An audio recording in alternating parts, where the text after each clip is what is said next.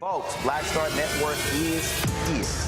Hold no punches! I'm real revolutionary right now. Black power. Support this man, Black media. He makes sure that our stories are told. Thank you for being the voice of Black America, Roland. Stay black. I love y'all. All momentum we have now, we have to keep this going. The video looks phenomenal. See, this difference between Black Star Network and Black-owned media and something like CNN. You can't be Black-owned media and be scared. It's time to be smart. Bring your eyeballs home. You dig?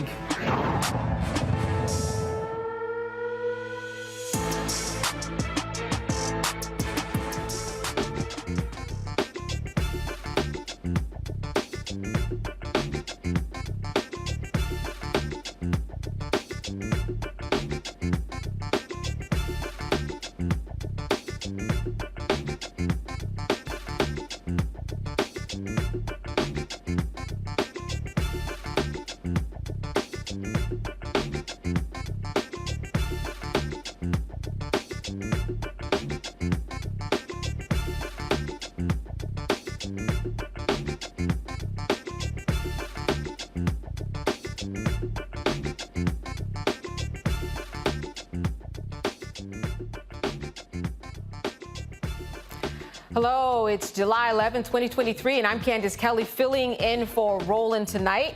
Here is what is happening coming up on Roland Martin Unfiltered, streaming live on the Black Star Network. A Louisiana judge drops charges of 2 of the officers involved in the death of Ronald Greene. His mother is here tonight to give us the latest. And yesterday, we told you an Oklahoma judge dismissed the Tulsa Race Riots Reparations case. Civil rights attorney and founder of Justice for Greenwood, Damario Solomon-Simmons, will tell us what's next for his clients, the last 3 survivors of the Tulsa Race Massacre. And Roland will be here to comprehensively analyze how the Texas A&M Board of Regents allowed DEI fears to sabotage the university's journalism program. And in our Marketplace segment, a personal trainer's invention helps prevent injuries while working out. It is time to bring the funk on Roland Martin Unfiltered, streaming live on the Black Star Network. Let's go. He's got it.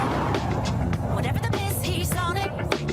Whatever it is, he's got the scoop, the fact, the find. And when it breaks, he's right on time and it's rolling. Best believe he's knowing. Putting it down from sports to news to politics. With entertainment just for kicks, he's rolling. It's on go, y'all. It's Roland Martin, yeah.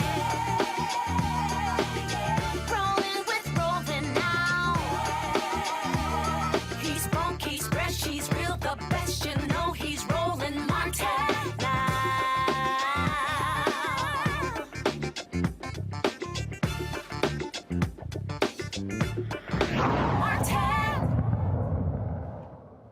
We begin tonight with a new development in the investigation of the May 2019 arrest and beating death of Ronald Greene, a Black motorist who died in police custody. The Louisiana 3rd Judicial District Court judge ruled that 2 of the 5 indicted ex-state troopers, John Peters and Dakota DeMoss, will no longer face obstruction of justice charges. A lot of this has to do with the body cams. The judge ruled that Peters' statements heard on the body cam audio were not a warning to destroy, alter, or remove the videos, noting that they did not meet the standard to charge him with obstruction of justice. Peters can be heard on the audio saying, "Bury the body cam video," and in the report, "Don't send the videos unless the blank," meaning the DA, asks for it. The judge ruled that the obstruction counts against DeMoss should be dropped because turning off his body camera audio did not constitute obstruction. Now, several other felony charges still stand, including the most severe charge of negligent homicide against Master Trooper Corey York. The officer's actions came to the light after the suppressed body camera footage revealed the officers beating, stunning, and dragging Greene during his arrest. Now, don't forget that Ronald Greene's family was initially told that he died on impact in a crash during a police chase. Prosecutors now have 3 days to go back and deal with these issues raised by the court. And what about the former Louisiana State Trooper Corey York? Well, he could have up to 8 of his malfeasance counts squashed unless prosecutors can identify each specific criminal transaction that happened in those videos. Well, Ronald Greene's mother, Mona Hardin, she joins me to talk about these latest developments. Thank you so much for being with us today. Thank you so much. I know that you have been through so much already. This certainly must be a shock because you have everything on the audio, on the video. I just want to know how you felt when you heard that this was the latest development. Disgusted, just totally disgusted. It was a display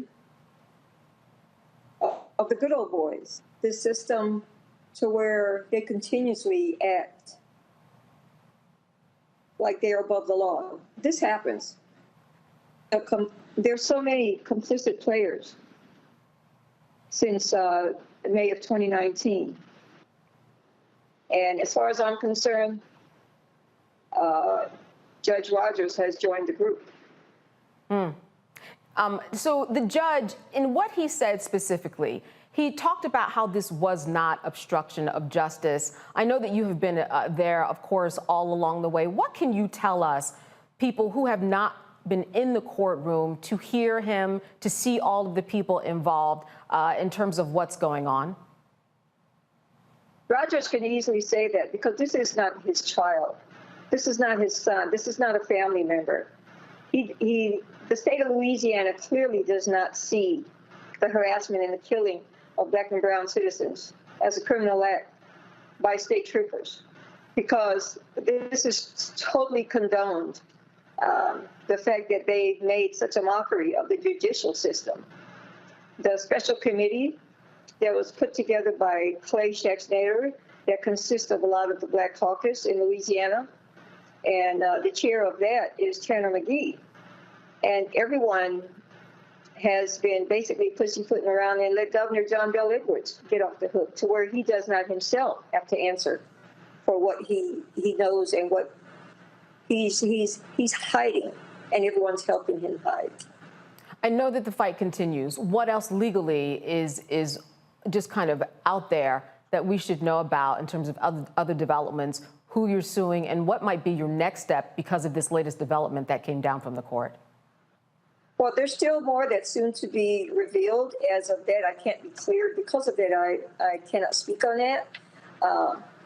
But this has not by a long shot stopped. We have options, and as they are finding all loopholes to get these killer cops off the hook, so are we to make sure they are held accountable. So before being our panel end, I wanted to ask you this. Unfortunately, there are going to be other families who go through this. And as I mentioned, and as many people know, this was video footage that came out long after the incident. You were told lies along the way. What advice do you have for people who might find themselves in this position to try to deal with police, deal with the court system in order to get videos that you know rightfully you have the right to see? You know, I can tell you, first and foremost, reach outside your comfort zone. If those within different entities within that state does not help you, get you a legal representative outside of the state. To get a legal representative within the state is I hate to put everyone in the same boat. For what we've experienced in Louisiana, that's not the right choice. And continue. Do not stop. Do not be intimidated. Do not trust anyone. Write your notes down, dates, names, and time zone. We have to be sure, because we had no idea. We just knew my son died in a car accident, and within hours, the cover-up began. And we've been our own investigators. We've been, if it wasn't for what we did, and the whistleblowers, our Carl Cavalier, and other whistleblowers, and those behind the scenes, and the reporters, my son would have been buried a long time ago with the narrative they first put out. That is really scary. And I'm saddened to say that there's so many families who've gone years with no answers. And you mentioned something very interesting, and that is, you know, you do have to keep good records. You have to keep the dates because there are so many things along the way that you probably will just have to question as to whether or not it is the truth. So the more you keep records, and what you have done is you've showed the community that you have to be your own advocate in all of this. I just want, before we go to the panel, can you say a few things about your son that you may not have seen in the media? We hear about all of these latest developments in the court and what's going on with all of the entities involved. What do you want us to know about your son and how he was as your child? You know, Ronnie was, and it's really, really, truly hard for me to speak of Ronnie in the past tense. My psyche, emotionally, I refuse to believe he died in such a horrific way. And before, as we go into these interviews, I'm seeing that footage, and that's a reminder. But I must say that he was such a giving soul. There was no obstacle. For those that existed, he continuously did his best to be the best person, the core of him, the goodness that exuded from within. There is not a soul in this world who met Ronnie who would not say he was a good guy. And the fact that his last words were, "I'm your brother," he lived by that rule. He lived by that rule. It was just the other day, me and my daughter, my two daughters were in a area that was in Louisiana where Ronnie would go out and give to those in need. And we took it upon ourselves to do that, and my family does that periodically. Ronnie lived and breathed that. And he was a barber by trade, and we intend on following through and doing what he did, going to the communities. Right before the school started, he would go and he would just seek out anyone that needed a haircut. You know, come on, I'll give you a haircut. You don't have to pay a dime. He was so good. He was so giving. And as we go through these neighborhoods and we do what he's done, and he lived by it, he literally came back many a time with no shoes on, no clothes on his back, sometimes in his boxer shorts. So, yes, we literally had changed the clothes at our house in case that happened. He literally would do that. And we were so glad to say that when we're in the midst of total strangers, we are so proud to speak of Ronnie's story and knowing that we're spreading. We will not fail him. And we will continuously speak for him and who he was as a person. He'll never be gone just for that alone. He was a good, loving person. Absolutely. Well, I want to thank you for sharing that with us because, you know, we want to remind people that there really is more behind than just the names that we are saying. There's a human being that was loved, and so we appreciate you really making him the human that he is and was. We're going to go to a break, but we're going to be joined by our panel after that break. So more of Roland Martin Unfiltered when we come back. For decades, the tobacco industry has deliberately targeted Black communities and kids with marketing for menthol cigarettes. It's had a devastating impact on Black health. Tobacco use claims 45,000 Black lives every year. It's the #1 cause of preventable death. In the 1950s, less than 10% of Black smokers used menthol cigarettes. Today, it's 85%. Menthol cools and numbs the throat, making it easier for kids to start smoking. Menthol also increases addiction, making it harder for smokers to quit. Menthol cigarettes are a big reason why Black Americans have a harder time quitting smoking and die at higher rates from smoking-related diseases like cancer, heart disease, and stroke. It's time to stop Big Tobacco from profiting off Black lives. An FDA ban on menthol cigarettes will improve Black health, save lives, and protect future generations from addiction. Learn more at tobaccofreekids.org/ban-menthol. Black Star Network is here. Oh, no punches! I'm real revolutionary right now. Thank you for being the voice of Black America. All momentum we have now, we We have to keep this going. The video looks phenomenal. See, there's a difference between Black Star Network and Black-owned media and something like CNN. You can't be Black-owned media and be scared. It's time to be smart. Bring your eyeballs home. You dig? Me, Sherry Shepard, with Sammy Roman. I'm Dr. Robin B., pharmacist and fitness coach, and you're watching Roland Martin Unfiltered.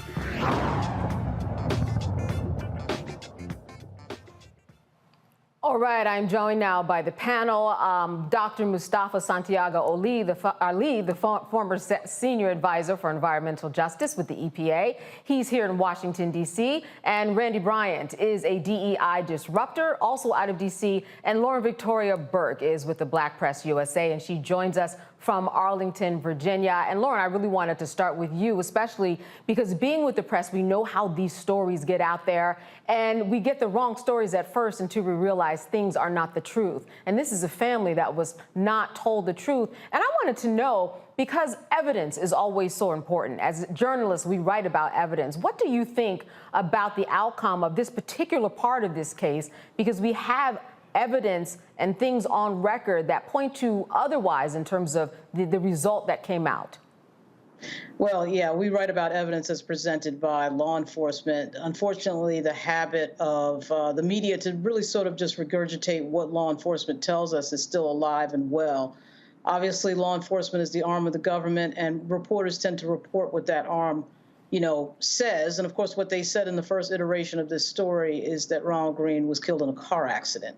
And it is interesting to think about the fact that in this moment, and we've seen it in other moments around the country as well, that, cops remain, police officers do remain a sort of unofficially declared protected class under the law. I mean, they sort of have this sort of shield from prosecution, even in cases where there is physical, there, in this case, taped evidence, audio evidence, which is fairly rare, becoming more prevalent because we have body cameras, but still fairly rare.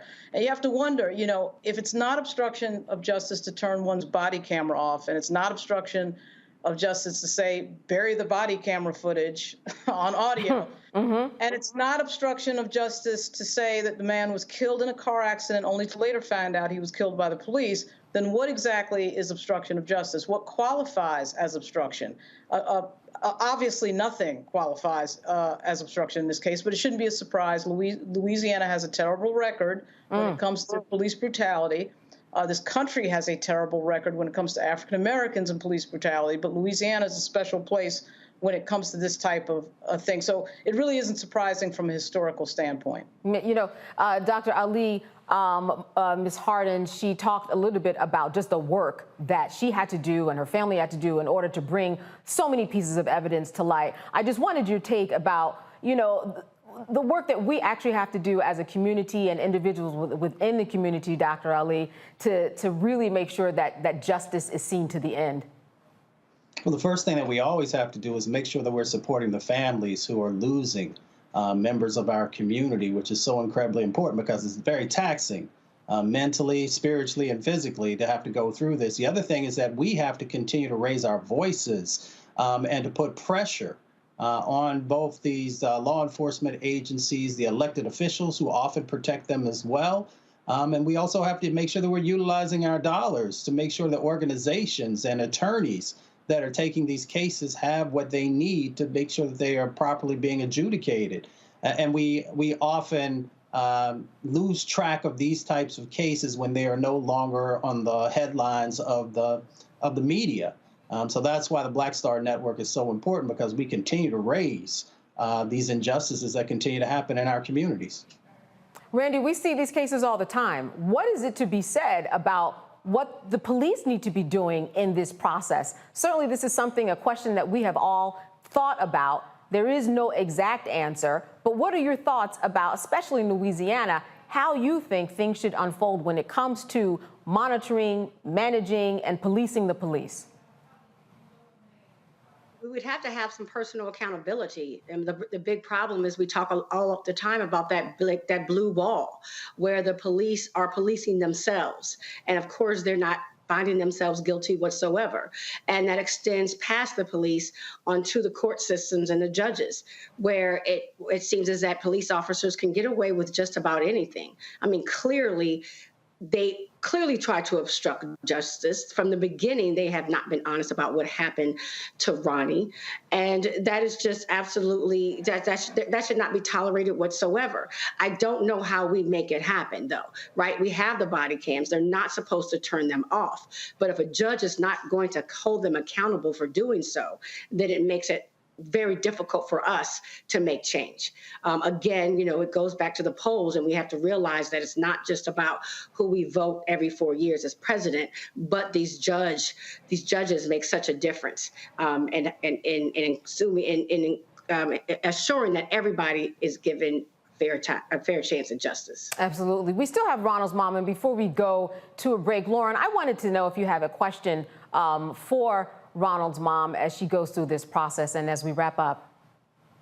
Sure. I wondered if the authorities communicate with you on a regular basis, or are you just finding stuff out in the media? No. I found out yesterday. I've been talking I made an attempt to call DA Belton. He told me that he had nothing to tell me. I repeatedly texted him, phoned him. This is DA Belton. He's the only one who's made any attempt, but as far as I'm concerned, it's all for show. He's all for show. He's a politician. If nothing else, I learned the politics of Louisiana. Other than DA Belton. And mind you, this was way after the fact, because there was a time, the first couple years, before the videos were released by AP News, and the whistleblower came forward, Paul Cavalier, there was no one. They volleyed me back and forth with no problem. And that was the DA's office. All right. I wanted to thank you, Mona Hardin, for being with us today and sharing with us not only your work, but again, humanizing your son and making us appreciate really who he was as you did. This is Roland Martin Unfiltered on the Black Star Network, and we'll be right back. My early days on the road, I learned, well, first of all, as a musician, I studied not only piano, but I was also drummer and percussion. I was all city percussion as well. So I was one of the best in the city on percussion. There you go. Also studied trumpet, cello, violin, and bass, and any other instrument I could get my hand on. And with that study, I learned again what was for me. I learned what it meant to do what the instruments in the orchestra meant to each other in the relationships. Right. So that prepared me to be a leader. That prepared me to lead orchestras and to conduct orchestras. That prepared me to know, to be a leader of men, they have to respect you and know that you know the music. You have to be the teacher of the music. You have to know the music better than anybody. There you go. Right, so you can't walk in unprepared.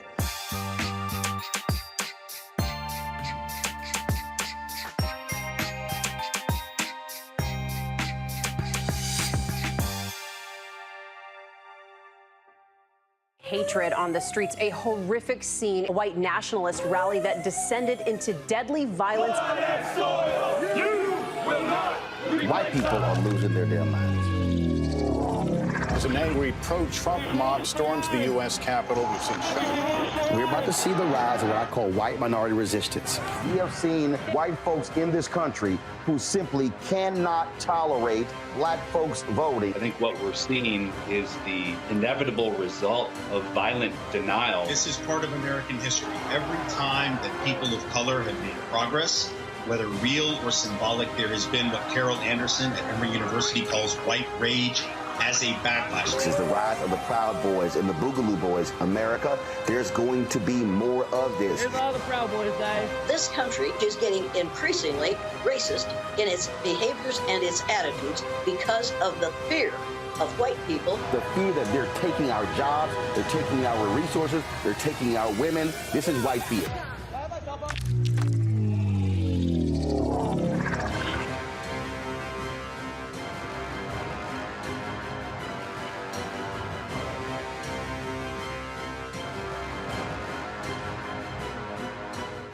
I am Tommy Davidson. I play Oscar on Proud Family, Louder and Prouder. Right now, I'm rolling with Roland Martin, unfiltered, uncut, unplugged, and undamn believable.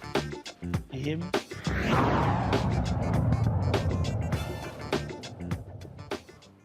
All right, so yesterday we told you that a judge dismissed the Tulsa Race Riots Reparations case, and we told you that we would have the attorney for that case.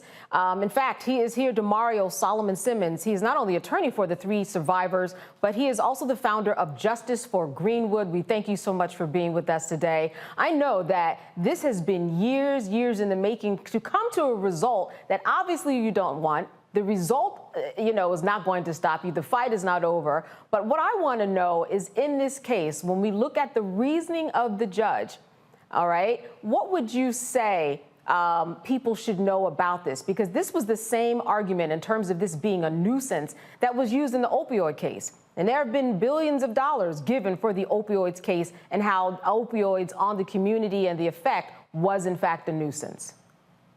Well, good. It's good to see you and good to be with you tonight. Thank you so much for covering this important issue. And what people need to understand is what we were asking the court to do, as you stated, was not something that was novel or new or was not something extraordinary. We were asking the court to simply follow the law that has been in place since 1910, that simply says that there's a nuisance that is ongoing and continuing, there is harm still happening, that nuisance has to be abated, and there's no statute of limitations.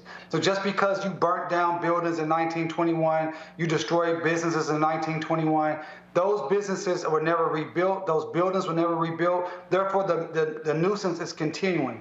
I always tell people, think about that BP oil spill that happened about 10 or 12 years ago, and that oil was spilling out, and we all saw it on TV, that oil just rushing into the Gulf of Mexico. That was the nuisance. That was the start of the nuisance. Well, they plugged that oil spill. So they stopped the oil from spilling, but the oil was still polluting the water. It was still killing animals. It was still polluting the air. And as long as that occurs, as long as there's oil from that oil spill, the nuisance continues. That's the same thing we're saying about the massacre. This was a travesty, unjust, and should not have happened. And when we talk about the rippling effects, what you have said essentially is that the ramifications of what have taken place and the consequences are still kind of built in the system in terms of what the system in Tulsa, Oklahoma has been doing in order to make sure that blacks do not get to a point where they should be because of the riots. But legally speaking, how was that explained to the judge, and why did the judge say what he did in terms of the response to say, no, this is the way that we're going to go. We're going to end this case? Yeah, and our judge is a female, and it was Judge Caroline Wall, and we explained to her very quickly, very clearly, like I just stated to you right here when we talk about what a nuisance is, what is the standard. I want everyone to understand that's listening right now that we were just in court over the last 2.5 years to have the opportunity to move forward to a trial. We were at what's called the motion to dismiss stage of a case. This is, in Oklahoma, we have the very low burden to overcome and be able to survive a motion to dismiss. In other words, all we had to show is show that we are pleading facts. We're stating facts that any court should be able to look at and say, okay, they have a means to move forward with this case. We have not had the opportunity to prove any of our evidence. We have not had the opportunity to bring in any of the national and international experts that are on our team. We had not opportunity to have people go and say, I swear to tell the truth, the whole truth, and nothing but the truth, and be cross-examined on trial. None of that occurred. She kicked us out with prejudice, means that we cannot refile this case at this particular time or forever, actually. She kicked us out without even giving us an opportunity to move forward in this particular case. Now think about this. No one disputes that the Tulsa Race Massacre was the worst race massacre in the history of this country. No one disputes that 40 square blocks were burnt down. No one disputes when they see the video that we have, the pictures that we have, the hundreds of insurance claims, the 10 to 12,000 African Americans who suffered through the massacre, the 3,000 African Americans who were never heard from again, disappeared into thin air. I don't know if they did, they ran away, what happened to them? No one saying that my clients, 109-year-old Viola Ford Fletcher, 108-year-old Leslie Benefield Randall, and 102-year-old Hughes Van Ellis, they're not saying that they didn't suffer the massacre, the pictures that you see they experienced in their real life. They're simply saying, we don't care. that this happened to you as a black person, because in Oklahoma, we don't believe that blacks have rights that a white man is bound to respect, going back to the Dred Scott case of 1857. As you said, this case was dismissed with prejudice, which means that it ends there. However, legislatively speaking and other options that you have, what's next for you? Well, luckily we are appealing, and we have 30 days to appeal, and we're going to get that appeal in, and we feel confident.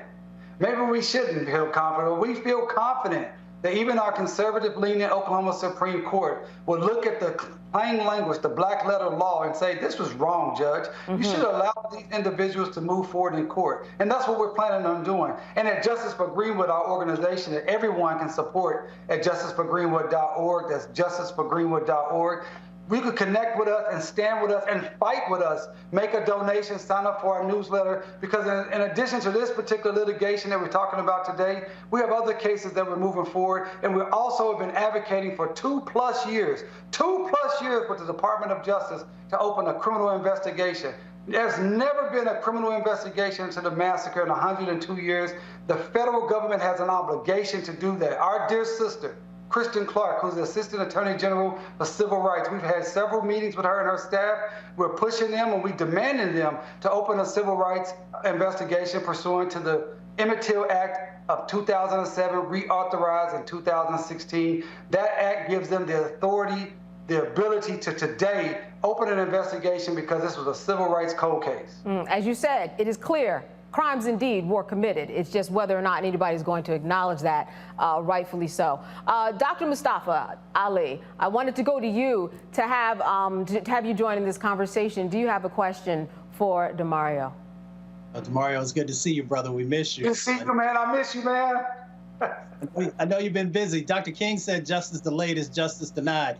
Can you help us to have an understanding? So with our Japanese brothers and sisters who were placed in internment camps, they were able to get reparations. I believe it was $1.5 billion. How is it that a judge that still has living descendants of this massacre could not see the importance of letting this case go forward, even with the precedents that we have from these other former cases?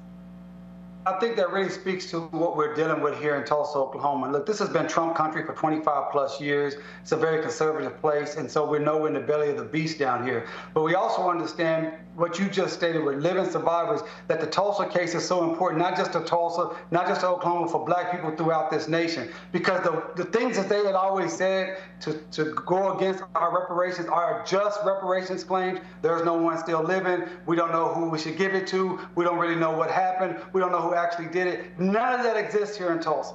None of that exists here. We know who did it. We know when they did it. We have pictures of them doing it, video of them doing it, and we have living survivors. These 3 last living survivors. So this is an issue that as black people throughout this nation, we cannot allow this to stand because this impacts our entire justice, racial justice claims throughout this country. Randy, I want to go to you with a question. Are you thinking that as we see that how they also tried to cover up January 6th. That just happened, and they're trying to say that there wasn't this uprising that occurred. And so do you think that if we were to publicize this more, if not only the people in Oklahoma were involved in talking about this, but they understood that the entire nation was looking at what they're doing right now, that the judge may feel some pressure, that the court system there would feel some pressure to act justly? Because right now, I'm wondering if they're feeling as if they're working within a bubble. Well, that's your words to say pressure. As an attorney of law, I would never pressure a judge. But let me just say here, we definitely want to keep the eyes of this nation on this case. During the centennial and the years before the centennial, remember we had Lovecraft Country, we had the Watchmen, everybody wanted to come to Tulsa, everybody wanted to get their cred to show that they were about racial justice after George Floyd by coming to Tulsa. Well, 2 years later, many of those cameras have moved on. That's why I appreciate Roland Martin Unfiltered and our supporters here who continue to amplify these stories. But you're so right. We must continue to fight. We must continue to talk about this story. We must continue to support Justice for Greenwood, continue to share our information, share our posts, make donations to our cause, because this is a very costly fight. It's costly with time, it's costly with emotional, it's costly with your mental strength, your spiritual strength. Let me tell you, when I found out Friday night around 7:45 from a reporter sending me a text message asking me did I care to comment on our case being dismissed, I felt like I been punched in the stomach by a 500-pound sledgehammer. It just destroyed my night. And I sat in the car for 30 minutes trying to compose myself because I had to call my clients. I had to call my 100-plus year clients because I didn't want them to learn about it on the news because I knew a story was coming out. And I was so distraught, so dejected, so depressed to give them a call because I had no real answers for them. But I will tell you this. They said, you know what, this is wrong, but we are not going anywhere. We're going to continue to fight. We're going to continue to push. And we want everybody in the world to know that we, into our last dying breath, we will be fighting for truth, justice, and reparations for our families, for our community, and for Black people throughout this nation. That was what kept me going. And I hope everyone that's listening today can have that same fight as these 109, 108, and 102 people because they understand what real Jim Crowism. They understand what real being a sharecropper, what it means to have no rights that these Republicans and these right-wingers and these white supremacists are trying to take us back through. This is not a game. This is not a drill. This is not a joke. We have to get focused on making sure that we stand up for our rights, and it starts with the Tulsa Race Massacre. Wow, what we can learn from them still at that age is amazing. Listen, we have about 45 seconds left, but I want to get Lauren in this conversation. I just want you to give a question to Damario as we go to a break. Lauren. Damario, is there a reason why this is a state case and not a federal case? Was that already exhausted? And also, under the nuisance statute, do the relatives have standing at all? So do their relatives have standing, or is that just off the table? Thank you. So number one, yeah, the federal case had already been exhausted. It was already decided in 2004 and 2005. That was a case that Professor Johnny Cox and many others brought that case. I was a baby lawyer on that case, and that case went all the way to the Supreme Court, and the Supreme Court decided, quote unquote, not to hear the case. And so that issue has been exhausted, unfortunately, statute of limitations. We went the state route because the public nuisance does not have a statute of limitation. It's a law that's been in Oklahoma since 1910. We should have been able to be successful. As far as descendants, we believe that anyone that lived in the Tulsa area should have standing. I don't want to get too technical, we don't have time, but the descendants were a part of the case, but they were stripped out back in August of 2022. Last thing I would say, remember this judge said in May of 2022 that we could move forward. And she reversed herself a year later, kicked us out with prejudice, but as I tell all people yesterday during our press conference, it ain't over. It's not over. It's not over. Damario Solomon-Simmons, we thank you so much for being with us and breaking all that information down. I know that the fight continues, and as it continues, we will continue to have you on. We'll be back after a break on Roland Martin Unfiltered. Stay with us.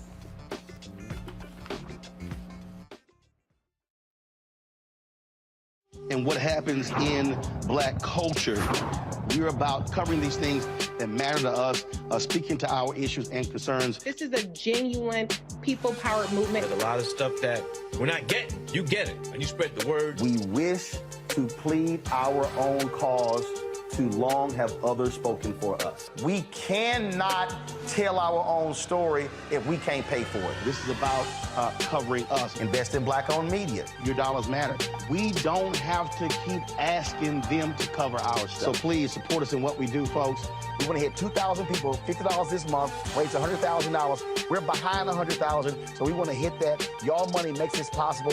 Check some money orders. Go to P.O. Box 57196, Washington, D.C. 20037-0196. The Cash App is $RM Unfiltered. PayPal is R Martin Unfiltered. Venmo is RM Unfiltered. Zelle is Roland at RolandSMartin.com. Up next on The Frequency with me, Dee Barnes. She's known as the Angela Davis of hip-hop. Monet Smith, better known as Medusa, the gangsta goddess, the undisputed queen of West Coast underground hip-hop. Pop locking is really what indoctrinated me in hip-hop. I don't even think I realized it was hip-hop at that time. Right. You know, it was a happening. It was a moment of release. We're going to be getting into her career, knowing her whole story, and breaking down all the elements of hip-hop. This week on The Frequency, only on the Black Star Network. Farquhar, executive producer of Proud Family. Bruce Smith, creator and executive producer of The Proud Family, Louder and Prouder. And you're watching Roland Martin Unfiltered.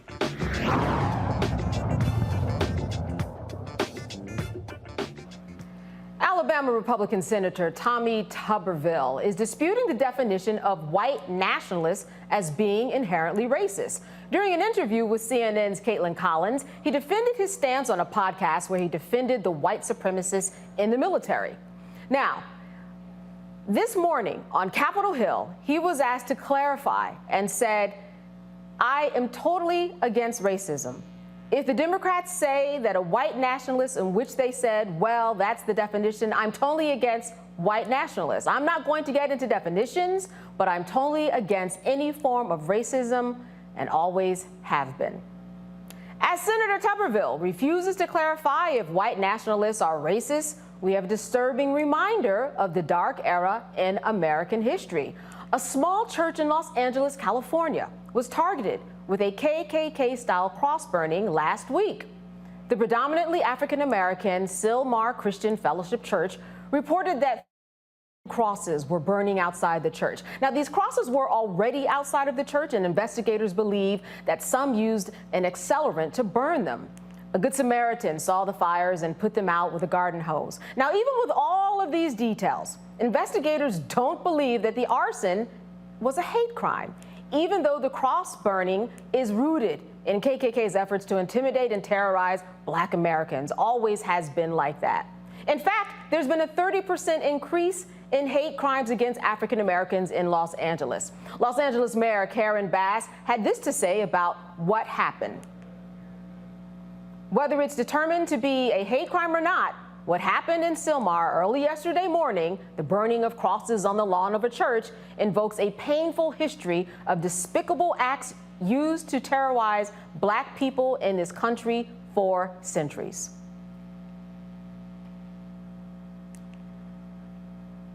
At this point, I want to talk to the panel about this cross burning, about Tuberville, and just the whole idea that this could not be considered a hate crime. I want to start with you, Dr. Ali. Of all things in the world that couldn't be considered a hate crime, it is a shame that people cannot see that the burning of crosses on the front of a church would not qualify. Yeah, I think everyone is quite clear that the burning of crosses is a racist act. And we also know the history that's there. So for those who would deny that, just means that they are not being truthful in their response. They are not being truthful about the historical hurt that is tied to that. And they are also not being truthful about the work that still needs to happen. So for a law enforcement agency or anybody else to come out and say that this is not a hate crime without there being the due diligence of an investigation is quite curious. And, you know, Randy, we think about what Tuberville said and how white nationalists are not inherently racist. It just seems that people all around, whether it's in the school systems, whether it's in libraries, whether it's on the Senate floor, that people don't understand that we are at a state where we need to understand that when white people say that they mean something, that's exactly what they mean.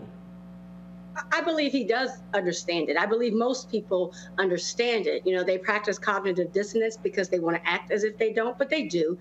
Our country has been dedicated to ignoring the way Black people have been treated.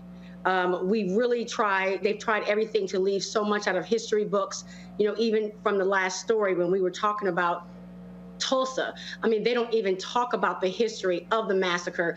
In the history in Tulsa, Oklahoma, it's covered up, much less the entire country. When we talk about a cross being burned, of course, I mean, it's very obvious that that has to do with racism.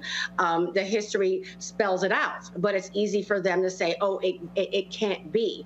And just as with Tuberville knows what a white nationalist is. They get reports on it all the time. There's been a lot of conversation about the level of terrorism, but it is more convenient for him and his constituents to deny the rapid racism that we're seeing against Black Americans. What do you think is a political strategy, Lauren, of Tuberville at this time to say something like that? He got caught out there. He had to backtrack a little bit because he was questioned about it because it just didn't make sense. But just strategically, as a politician, what do you think was going on in his head? Well, what's going on in his head is what's been going on in this country for 4 centuries, which is that there's the intentional denial of what African Americans have gone through in the United States. The irony here couldn't be more deep. Tommy Tuberville's entire life and all of his wealth was built on the talent of Black people on the athletic field. And unfortunately, he has now risen to be one of the stupidest members of the United States Senate, rivaled only by a few other people, but he is a shining star in stupidity. This is actually, this was actually within 24 hours the second racist thing to happen for the Republican Party in the United States Senate, the other being the statements of Rand Paul this morning. But the Republican Party is now branding itself to racism. They're actually branding themselves to racism in a more clear-throated way than we heard from George Wallace. I mean, at least he was trying to talk in code and say things like, you know, deep down, you know we're right, and all this other nonsense. But the blatantness of it and the desperation of it is pretty stark right now. It shouldn't be that surprising. We're seeing the dying of the old Republican Party, the Reagan Republican Party, into something else, which is really the Trump Republican Party.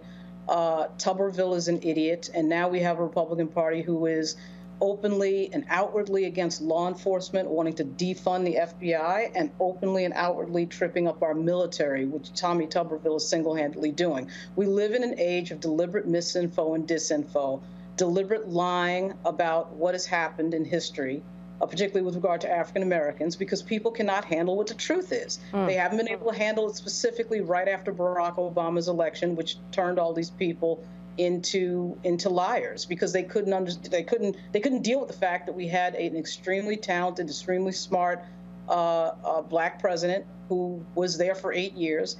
And it's something that they are reeling from. They're still reeling from it, and lying has been their answer so far. Lauren, I want to stick with you for a moment. Do you think that, and I was talking to about this with someone earlier today, that so many cross burnings, so many senators, as you said, and politicians saying just stupid things that we're kind of desensitized so that we don't react in the same way anymore, so that a cross burning somehow is not considered a hate crime, that a white nationalist somehow is not considered inherently racist? Could there be just people getting used to it and it's like the boy who cried wolf? I don't know that it would desensitize. I watch a white senator from Connecticut, Chris Murphy, light up his colleague, Senator Tuberville. I'm sure if I look at my Twitter account, I'll find other senators who have done the same thing. I do wish that the Democratic Party was more organized in their effort to respond to these things and more quick. They should be on rapid response on these things, particularly Tuberville. This guy got confused last night on CNN about whether or not what a white supremacist was. And he was talking to a former Fox News anchor who one would think would not have come down as hard as she did, but she did. And, you know, the idea that a U.S. senator can't articulate what white supremacy is should be shocking to everybody. But we're seeing some response today. We are seeing some reaction. I do wish it was quicker. I don't think it's desensitized yet, but I think the Democratic Party is terrible generally at communication strategy. We know that, but these are the moments where they shouldn't be that terrible. I mean, we should be getting some communications from the White House as well. Why they're silent in this moment, I have absolutely no idea. But that's the Democratic Party. They're terrible at comms. And until we get to a next era, a younger era, quite frankly, of politicians that know how to do some rapid response, we're going to see this. Dr. Ali, I have the same question for you. A little desensitization there? No, I agree with Lauren. I think that there is the need for us to continue to educate folks, to continue to put a spotlight on these issues, and to really continue to highlight how we're stronger when we're together, for all of those who want to stand against racism, who want to stand against bigotry and discrimination. So we can become desensitized when we don't have the counter narrative, as Lauren and others have shared. You know, Randy, it's interesting here because this is somebody who said something and then they had to kind of, you know, backtrack and kind of go back to what they said, make a correction. What is it that you think these politicians don't get when they say things like this in terms of trying, you know, understanding what's going on in the world in regards to race and race relations? I think that many of them are trying to appeal to their constituents, those who are white nationalists. I believe he purposefully kept sidestepping the question because he did not want to upset them. I don't think it's that they don't get what's happening with race relations and racism in this country. I believe that they don't want to deal with it. And to be quite candid, many don't care about it. It's not their pain center. They're not suffering.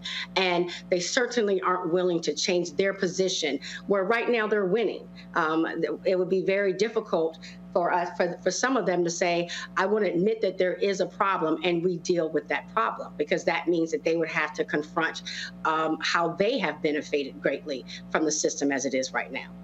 Yeah, when we look at what people are saying, whether it's on the congressional floor, whether it's to newspapers, when we think about 3 crosses that were burned, you know, it's just one of those things that you kind of have to step back and say, this is still happening in 2023 and not even being considered a hate crime. Lauren, when we think about 3 crosses that were burned, a Good Samaritan was able to put those crosses out. But what is your take about this whole idea that, you know, this was not even considered a hate crime at all? What is it that we need to do in America so that people can understand what needs to be done when something like this happens? It seems as though years ago it was taken slightly more seriously than what's going on today in 2023. Well, obviously, we have to call a thing a thing. Obviously, it's a hate crime. Just because some official someplace says that, you know, something is not something doesn't make it true. We've lived for 400 years in this country with this nonsense as African Americans. There's nothing new for us to see here. These are the same old games, the same old lying, the same old sort of denial of racism when it's right in your face. This has gone on for 350 years. I mean, so it's not as if this is a new phenomena. But it does have to be called out. It does have to be confronted. It does have to be dealt with. We can't stop what other people are doing, but sure as hell we can react to it strongly. You know, these types of things are starting to make me a fan of charter schools. Having your oppressor teach your children is becoming highly problematic in a world where lying is becoming very commonplace, and particularly drilled and focused on erasing Black history and erasing things like the Tulsa Massacre. We never were particularly good at teaching history in this country when it came to the negative side of history as applied to African Americans. Now we're getting to the point of absolute lying or changing the entire narrative. You see the effort, certainly on the other side, of trying to sort of change history entirely and fool people and gaslight people into thinking that things were false that were true, and et cetera and so on. And we have an entire news network that is now engaged in that. And so at some point, we do have to get real about how our children are taught as coming up, because we cannot trust that they were going to be taught accurate history in the situation that we're in now, particularly around the DEI debate, and obviously the so-called CRT debate, which of course is a phony debate, but there it is. And you know what? You bring up a good point, because we know what Democrats and Republicans are both doing, and car companies do it, as well as big celebrities when they star in movies where they're catering to young people. You get them young, because then once you get them young, you can groom them into anything that you want them to be, and that's what's happening in the school systems. They're getting to them young, or trying to, so that they can indoctrinate them so that they grow up to be the people and puppets that they want them to be. Well, listen, we're going to be back after this break. Roland Martin Unfiltered will be right back. You're watching the Black Star Network. See you on the other side of this. For decades, the tobacco industry has deliberately targeted Black communities and kids with marketing for menthol cigarettes. It's had a devastating impact on Black health. Tobacco use claims 45,000 Black lives every year. It's the #1 cause of preventable death. In the 1950s, less than 10% of Black smokers used menthol cigarettes. Today, it's 85%. Ban menthol cigarettes. Save lives. On the next Get Wealthy with me, Deborah Owens, America's Wealth Coach, the wealth gap has literally not changed in over 50 50 years, according to the Federal Reserve. On the next Get Wealthy, I'm excited to chat with Jim Castleberry, CEO of Known Holdings. They have created a platform, an ecosystem to bring resources to Blacks and people of color so they can scale their business. Even though we've had several examples of African Americans and other people of color being able to be successful, we still aren't seeing the mass level of us being lifted up. That's right here on Get Wealthy, only on Black Star Network. Hi, I'm Jo Marie Payton, voice of Sugar Mama on Disney's Louder and Prouder Disney Plus, and I'm with Roland Martin on Unfiltered.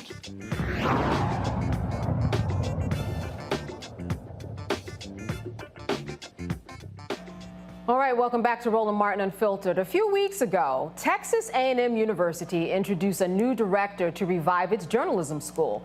Kathleen McElroy was ready to train the next generation of journalists, but that isn't going to happen.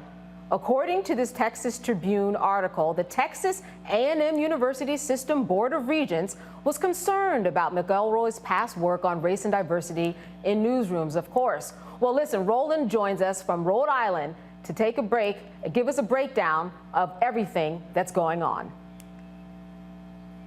All right, Candace, thanks a lot. So I was on the golf course, the Jeffrey Osborne Golf Classic today.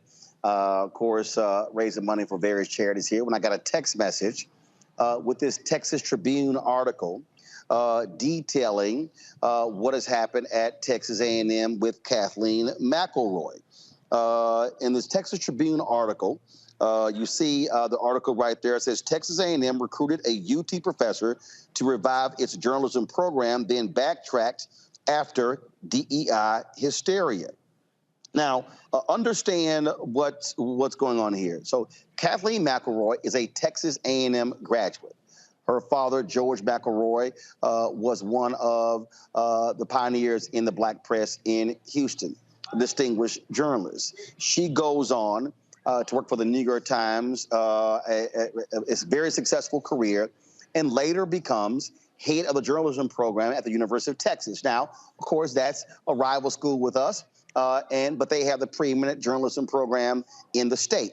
So what Texas A&M does, what happened was several years ago, they got rid of the journalism program because most of the students who were in the journalism program didn't want to be in journalism. So what they did was they got rid of the program. So then the current president decided to, with Chancellor John Sharp, decided to bring the journalism program back. And so they made it into, this different department. And so what then happens is they wanted to recruit someone to lead it. So what do? You go out and you want to get a top star. That's exactly what they did. So President Catherine Banks, Chancellor Sharp, they go out, they recruit Kathleen McElroy. They sign her to a 5-year contract, significant contract. So then all of a sudden, of course, all contracts must then be approved by the Board of Regents. And that's where the problem comes in. All of a sudden, because right now in Texas, you got all this DEI hysteria with white conservative Republicans in the state, where Texas Governor Greg Abbott have now gotten rid of all these DEI programs. So then people start raising a stink about the stories that she covered and worked on, focusing on race and diversity. So then they started raising these various issues. So all of a sudden, what then happens is now folks began to say, well, what's going on here? And so what do they then do? They then essentially, now she already agreed to the job, signed the deal, agreed to the contract, put in resignation at the University of Texas, and all of a sudden they start going back on their word, Texas A&M. They then all of a sudden now again come back and offer her a new contract. This is exactly what the Texas Tribune article here says that they did. They came back and offered her not the 5-year deal. They came back and offered her a 1-year deal. She'll be an at-will employee who can be fired at any time. She also wasn't offered tenure. Okay, that's stupid. Okay, you don't recruit someone of this stature and then you renege on the deal. And so what the hell were the Texas A&M Board of Regents thinking? This is equivalent, folks. Okay, let me be real clear. Hiring Kathleen McElroy is the equivalent of A&M going out and hiring Jimbo Fisher, or Texas A&M going out and signing a 5-star athlete to come play ball. So you don't renege on your offers to your Jimbo Fisher. You don't renege on your offer when you try to get you a 5-star recruit. And so what does that say about the university's commitment to diversity? And so what? All of a sudden, they had a problem because she did stories on race and diversity at the New York Times. They have a problem because her master's thesis dealt with civil rights leaders. So really, that's what the issue is. This right here, folks, is a serious problem. And it goes to show you how feckless, how weak, how trifling, how childish, and how impotent this Board of Regents is. The Texas A&M University leadership should be absolutely ashamed by what they did here. And let me be perfectly clear. And yes, President Banks, Kathleen Banks, and yes, Chancellor John Sharp were the ones who initially made the offer. But they should have told the Board of Regents to go to hell to come back with this new offer. This right here is the Board of Regents. Bill Mayholmes, an African-American, is the new chairman of the Texas A&M Board of Regents. Shame on every single member of the Texas A&M Board of Regents, including Chairman Bill Mayholmes, a black man, for what they have done to Kathleen McElroy in this situation. It is beyond shameful what they have done. And what they have done is they have embarrassed themselves. They have embarrassed themselves, and they have also brought shame on every black student who has come through the university, including yours truly. What makes this ridiculous is that what is Texas A&M saying? That even someone of my stature, who's in the Texas A&M Journalism Ring of Honor, who's in the Society of Professional Journalists Hall of Fame, who's in the National Association of Black Journalists Hall of Fame, because I have covered issues of race and diversity in my career, that somehow I wouldn't be eligible to get hired there. You would want someone like me. And let me explain something to y'all. Here's the deal. When I got to Texas A&M, do you know who the greatest journalism graduate was in the history of Texas A&M before I got there? Country singer Lyle Lovett. Country singer Lyle Lovett. Now, I told Lyle this joke when he was named a distinguished alumnus. I said, Lyle, I made it my mission to become the best journalism graduate ever to come through this school, because I couldn't have a country and western singer as our greatest graduate. Lyle cracked up laughing at that, but it's true. And so I'm not dissing Lyle, but Lyle didn't go into journalism. Lyle is a country and western singer. He's one of the best. He's a great at it, but he's not a journalist. And so what does it say about the history of Texas A&M University that prior to Kathleen McElroy, prior to me, your greatest journalism student was a country and western singer? And so this is what you now do to a former graduate? This is what you do to somebody with a stellar resume? And so let me just put this very clearly. And I want any black student who is an athlete, and if you are a parent of a top black athlete and you are considering Texas A&M, remove them from your list. I have never ever said this. I've never ever said this about something that's happened before. This is a university that has asked me to help recruit students, has asked me to help recruit athletes. When that white racist, white supremacist Richard Spencer came down there, I was invited back to speak at a rally there as well. They've called on me for any number of things. But if you think I am going to sit idly by and watch how this Board of Regents has treated Kathleen McElroy, you are sadly mistaken. Let me be perfectly clear. No top black athlete and their parents should consider going to Texas A&M University and signing a letter of intent or a scholarship until this Board of Regents and the leadership apologizes to Kathleen McElroy, until they reinstate her offer, until they offer her tenure, until they reverse exactly what they have done. Let me be clear. It is abundantly clear. It's abundantly clear that the Board of Regents and the president and the chancellor, they don't mind DEI on Saturday afternoons. They don't mind seeing black athletes throwing the ball, catching the ball, running the ball. They don't mind seeing these black basketball players during March Madness. They don't mind seeing these black volleyball players and these black track athletes. But all of a sudden, if you are a black faculty member, then we've got a problem.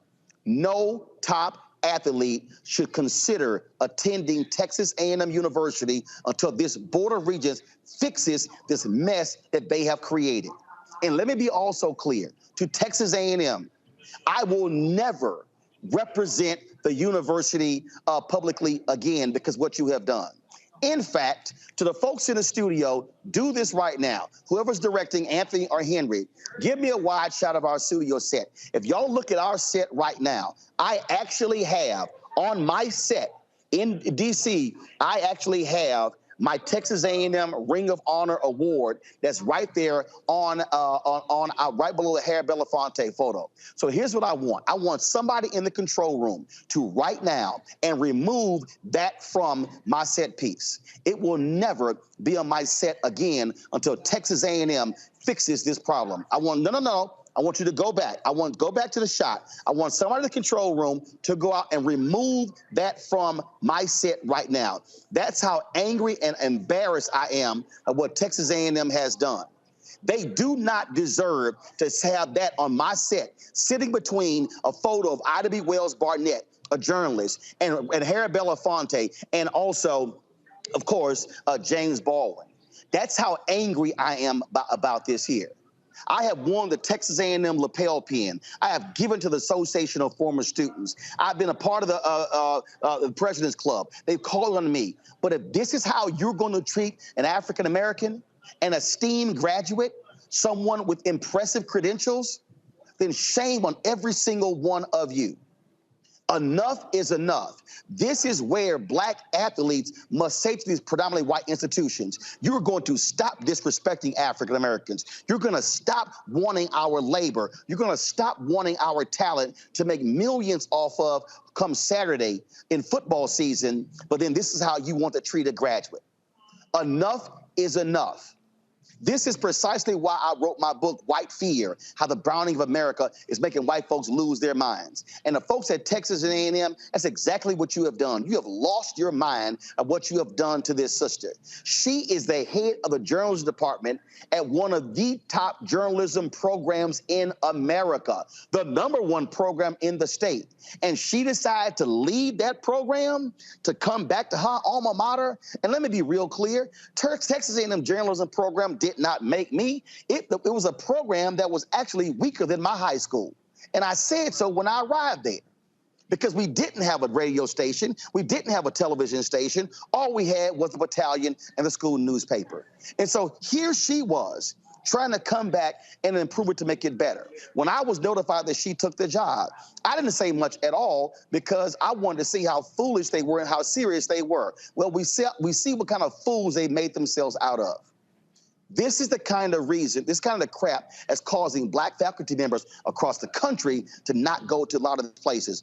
The African American Studies program at the University of Florida, they can't fill their positions because African Americans don't want those jobs because of what Ron DeSantis has done in that state. It's what Gregory Abbott has done there as well.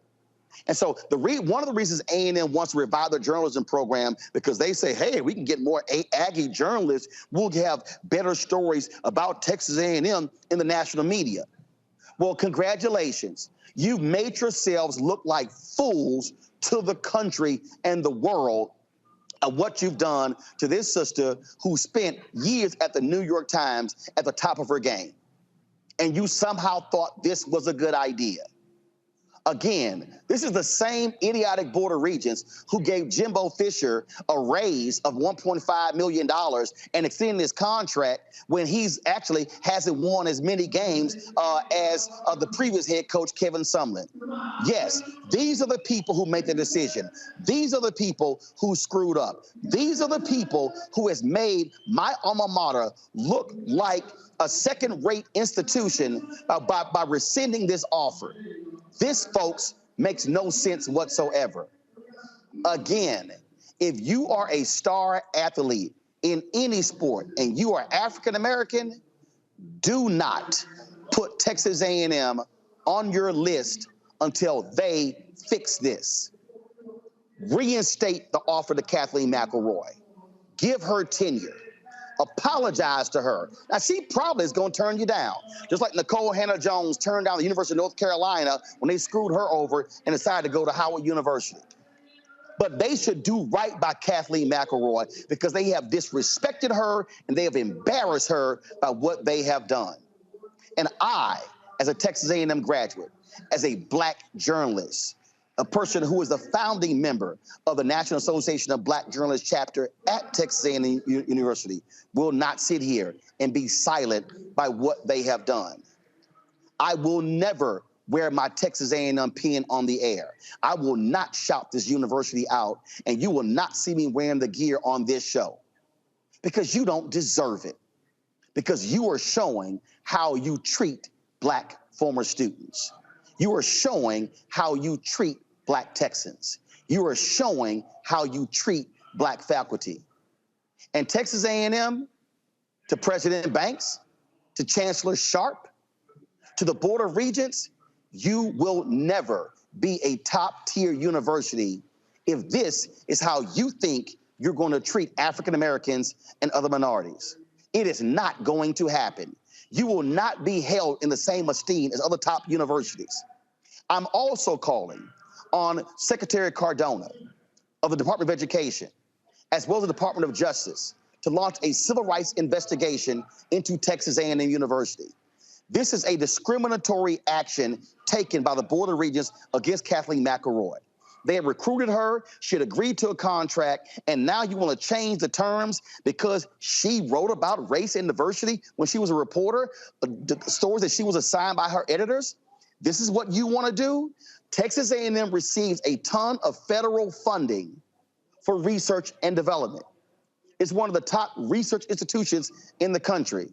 That means that the federal government has a right to investigate them, and this is exactly what the Department of Education should do. The Department of Justice should do as well. If A&M is going to receive federal funds, which is taxpayer funds, then they cannot act in a discriminatory manner. And what they have done by rescinding this offer to Kathleen McElroy is to act in an egregious manner. And frankly, I hope Kathleen sues the university, because this makes no sense whatsoever.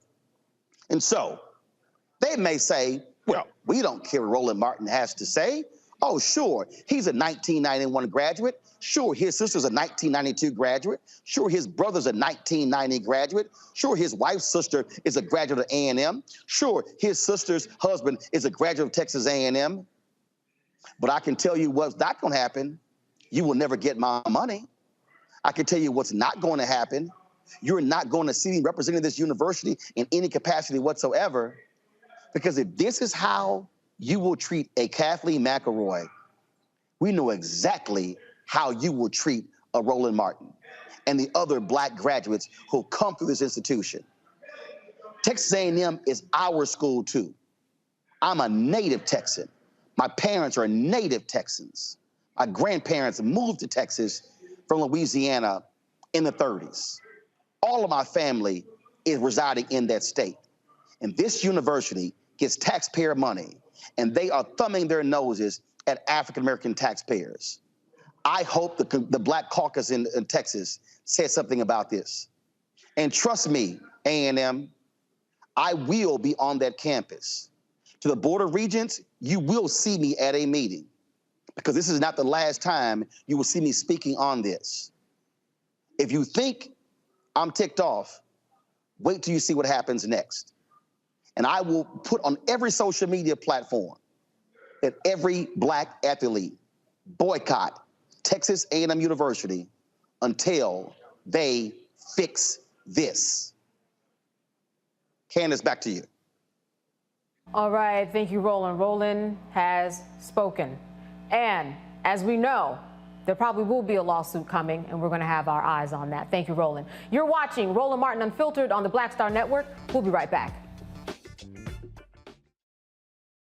On a next, A Balanced Life with me, Dr. Jackie, we're going to be talking about common sense. We think that people have it, know how to use it, but it is something that people often have to learn. The truth is, most of us are not born with it, and we need to teach common sense, embrace it, and give it to those who need it most, our kids. So I always tell the teachers to listen out to what conversations the students are having about what they're getting from social media, and then let's get ahead of it and have the appropriate conversations with them. On a next, A Balanced Life with me, Dr. Jackie, here at Black Star Network.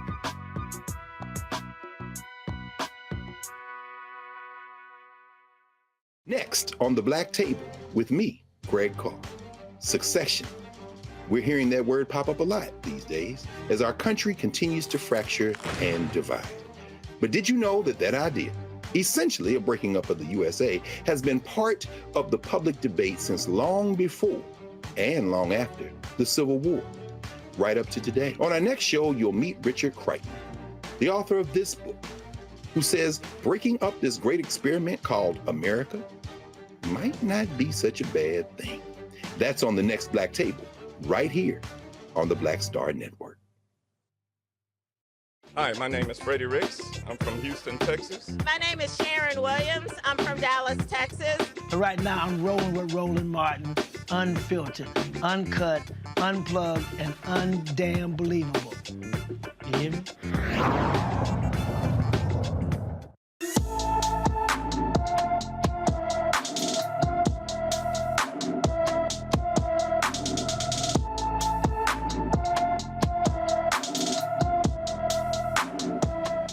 Alaysia Mays has been missing from her Birmingham, Alabama home since May 14, 2023. The 13-year-old is 5 foot 6 inches tall, weighs 164 pounds, with black hair and brown eyes. When Alaysia was last seen, her hair was dyed burgundy and blonde. Anyone with information about Alaysia Mays should call the Calhoun County, Alabama Sheriff's Office at 256-236-6600. All right. A group of black staffers file a racial discrimination lawsuit against the University of Houston downtown. The lawsuit, filed by an unnamed openly gay black employee, alleges the university failed to address his claims of bias against Charles Jingler, the former dean of the Maryland Davies College of Business. The employee says he encountered racial discrimination and homophobia as soon as he began working there in September of 2021. Attorneys representing the unnamed employee says that the university has perpetuated and emboldened the dean's discriminatory behavior by failing to correct him. And this potentially violates Texas labor law and the U.S. Civil Rights Act. Although the lawsuit does not name Jingler as the defendant, it alleges that the plaintiff was falsely implicated by Jingler for campus crime and that he also heard him suggest to another employee that he wear a monkey suit. Officials from the University of Houston downtown say that's not true and that they are committed to fostering an inclusive, respectful environment free from harassment and intimidation. Moving on, a Detroit area police officer is charged with a federal civil rights crime after punching a black man and slamming his head to the ground. Now, listen to this. Matthew Rodriguez was fired on June 23rd. He was caught on video exchanging words with Jaquan Smith before punching him and knocking him to the floor on June 13th. Rodriguez was processing Smith, who was arrested for multiple felonies. Now, it's unclear what was said, but Smith said something to Rodriguez before getting punched repeatedly. It was other officers, meanwhile, who jumped in and reported the incident to managers. Rodriguez is facing 2 misdemeanors in a state court. In other news, in Tennessee, the city of Memphis wants a judge to dismiss the lawsuit filed by the Tyree Nichols family. The black man beaten to death by 5 cops. The city claims his death resulted from 5 rogue police officers, while the city says it was that in no way condones or approves any of what happened, any of the officers' actions and court filings. The city also said it had no hand in the man's death. In April, Nichols' family sued the city of Memphis, its police department, and nearly a dozen city employees for $550 million. Nichols was pulled over on January 7th by the Memphis Police Department and died 3 days later from the injuries inflicted by the 5 cops. All right, some Donald Trump news. Donald Trump's attorneys want to delay his federal trial, of course they do, on charges related to handling classified documents. Trump's attorneys say that the extraordinary nature of the case means there should be no reason to expedite the trial, suggesting it would not be possible to try the case before the 2024 election. Trump pleaded not guilty last month to 37 federal criminal counts related to handling hundreds of classified documents after prosecutors said he repeatedly refused to return them. The materials contain classified information ranging from U.S. nuclear secrets to the nation's defense capabilities. Special counsel Jack Smith, who was prosecuting the case, has not responded to the delayed requests. Meanwhile, some Bank of America news. They're always in the news, people. Bank of America is paying millions to customers for double charging accounts with insufficient funds. The Consumer Financial Protection Bureau ordered the second largest U.S. bank to pay more than $100 million to the hundreds of thousands of customers they harmed over several years and across multiple products. The bank imposed a $35 fee when a client purchase was denied due to insufficient funds. However, the bank went further, charging the fee multiple times. The bank also illegally used customer information to apply for credit cards and bank accounts without the customer's consent. Now, in addition to paying millions to customers, the bank must pay $150 million in penalties. You may remember that last year, Bank of America paid $235 million in fines for illegally garnishing and failing to give out state unemployment benefits during the pandemic. All right, some free tuition news. Some North Carolina students who want to attend the University of North Carolina at Chapel Hill can do so for free. To expand their diversity efforts following last week's Supreme Court decision striking down affirmative action in college admissions, the school will offer free tuition to some in-state students. This offering will begin with the incoming class in 2024 for undergraduates from North Carolina whose families make less than $80,000 a year. Tuition and fees for full-time in-state students for the 2023 academic year is about $9,000. All right. So much to discuss. I want to start with Trump, though. I want to start with Trump and his people saying that we need more time. We need more time because there's so much information and it's so complicated that we need to do this after the election. Dr. Ali, I think we smell what's going on here. What say you about this tactic? We can't be surprised. No, we all know the game that's being played. They're trying to run out the clock so that he might have the possibility of being elected and therefore can pardon himself and others who are part of his inner circle, I guess, of folks. So, you know, it's so nonsensical that people can't understand this game that's being played. And if, you know, we do have a situation where he has appointed a number of judges that continue to lean in his direction and to move outside of the bounds of the law. So we'll see how it all plays out. Yeah, and you know, that's what I was going to say, Randy, that when we look at this, we know that so much power is in the hands of the judges, so this could go any way. But, you know, when we talk about expediting a case and making sure that we don't have a president that might win an election and serves it in jail, what is your take on perhaps what these judges might do? I know it's a toss-up to anything, but it just seems to be burdensome to the system to put this off any further. It's absolutely a burden to the system, but we knew that this was what he was going to do. No one's surprised whatsoever. And it is scary. It's scary because he absolutely stacked the courts. So he could, you know, get some judge to rule in his favor.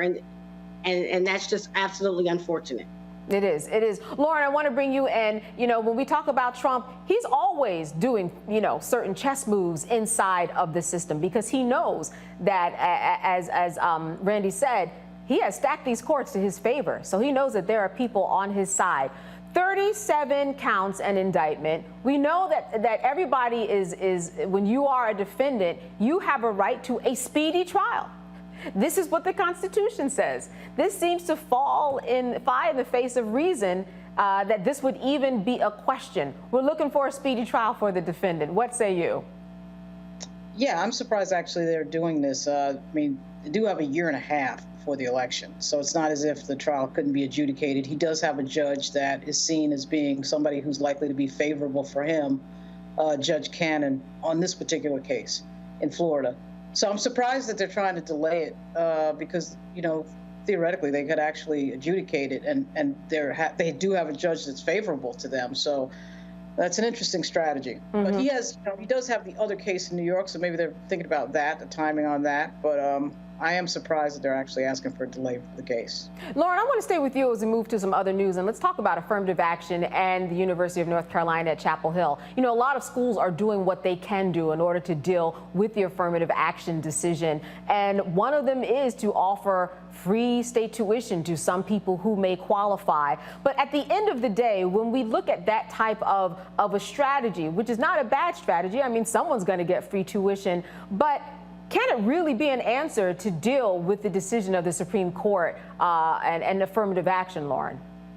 Yeah, it absolutely could be an answer. The schools can do whatever the schools want to do, as long as they don't violate the letter of what the court said. Now, doesn't necessarily state plainly that race cannot be considered. You heard the president of the National NAACP, Derek Johnson, suggest that what students should do is bring up their experience and their lived experience in the college essay portion of the application, which of course would very much indicate if you want to do it that way and show the school that you being Black does matter, which in this country of course does. Yes. The school will pick who they want to pick. I suspect Harvard in particular, some of these Ivy League schools, are not going to pay any attention to what just happened. I mean, we're going to have to see. Obviously, time will tell. Right. But they pick who they want to pick to come to their school. They don't care about what Stephen Miller says or any of these other people.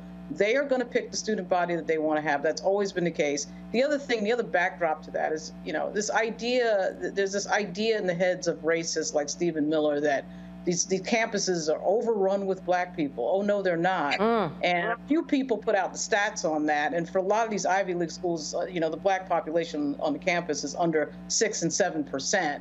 We're 14% of the population. So, but I think that a lot of these schools do want the diversity.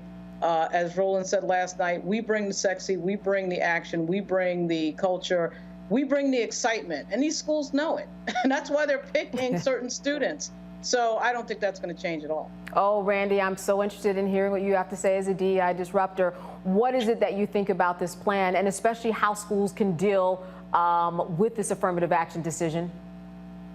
You know, of course, I'm always happy to hear that they're offering education to those who may have more challenges receiving it, but it doesn't solve the problem as far as African Americans with this affirmative action decision have essentially blocked us. Because one thing it just suggests is that only Black people are poor, or, you know, living under minimum wage, which we know that is not the case, right? Only Black people make under $80,000 per year in a household.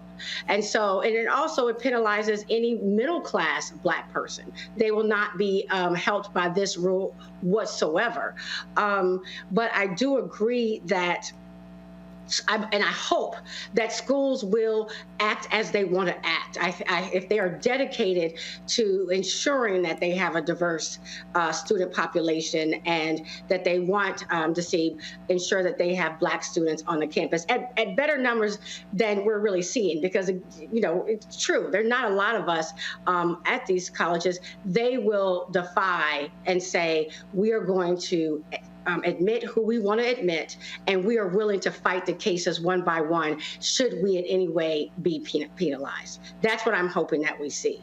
But California tried the same thing, where they said, okay, we're going to go by, you know, people's look at socioeconomics. Yes. And it has helped. It has helped, you know, because we stopped with affirmative action in California back in, was that 1996, I believe.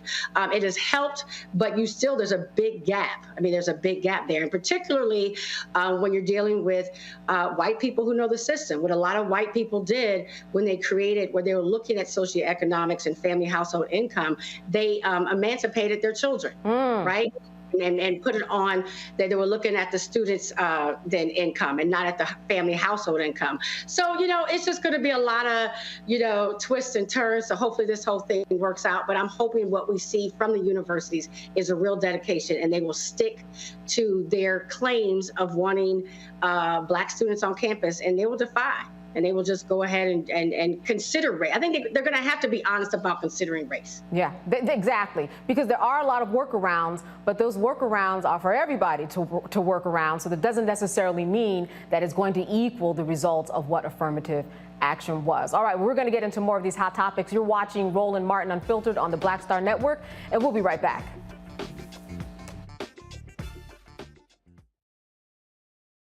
Black Star Network is here. Oh, no punch! I'm real revolutionary right now. Thank you for being the voice of Black America. All momentum we have now, we have to keep this going. The video looks phenomenal. See, there's a difference between Black Star Network and Black-owned media and something like CNN. You can't be Black-owned media and be scared. It's time to be smart. Bring your eyeballs home. You dig? My early days on the road, I learned, well, first of all, as a musician, I studied not only piano, but I was also drummer and percussion. I was all city percussion as well. So I was one of the best in the city on percussion. There you go. Also studied trumpet, cello, violin, and bass, and any other instrument I could get my hand on. And with that study, I learned again what was for me. I learned what it meant to do what the instruments in the orchestra meant to each other in the relationships. Right. So that prepared me to be a leader. That prepared me to lead orchestras and to conduct orchestras. That prepared me to know, to be a leader of men, they have to respect you and know that you know the music. You have to be the teacher of the music. You have to know the music better than anybody. There you go. Right, so you can't walk in unprepared.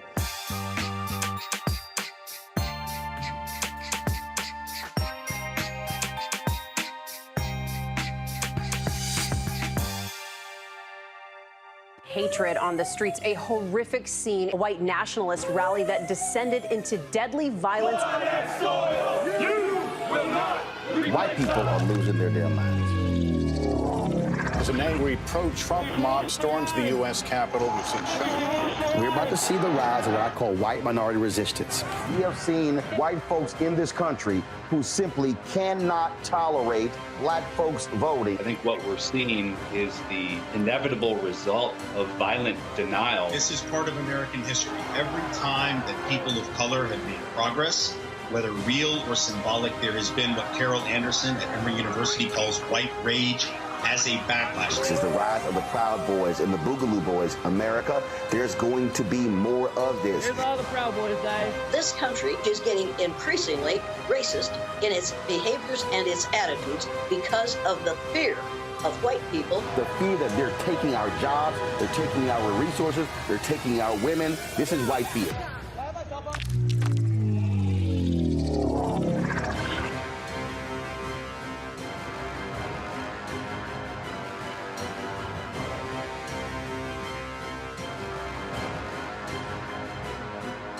My name is Lena Charles, and I'm from Opelousas, Louisiana. Yes, that is Zydeco capital of the world. My name is Margaret Chappelle. I'm from Dallas, Texas, representing the Urban Trivia Game. It's me, Sherry Shepard, and you know what you watch. Roland Martin on Unfiltered.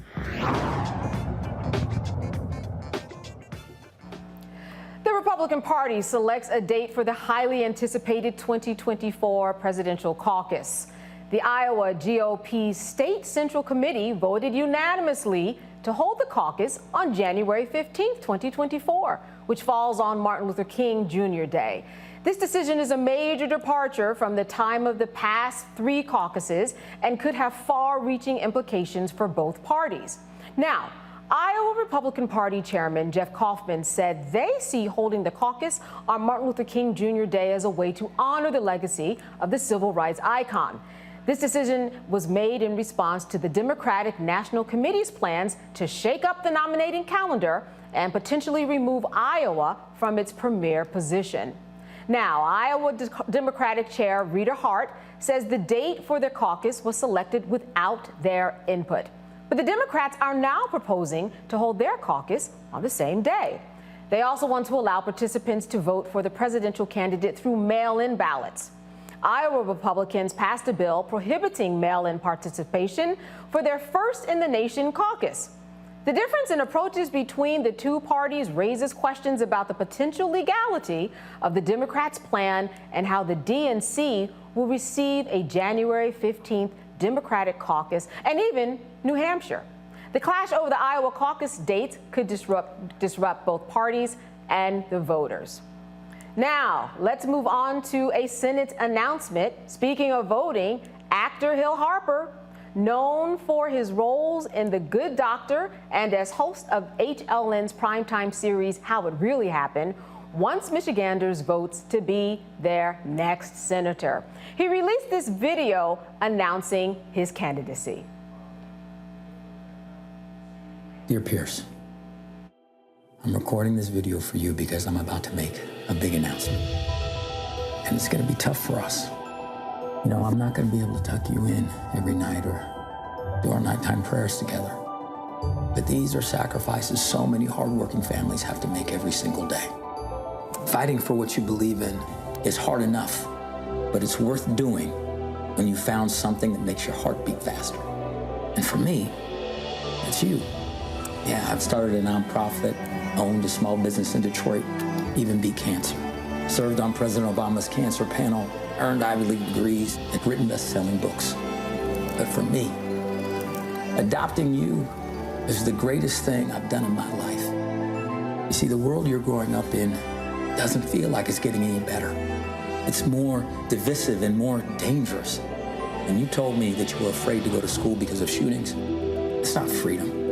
Our economy works for the richest, while the most vulnerable have to work even harder than ever to keep up. That's not freedom.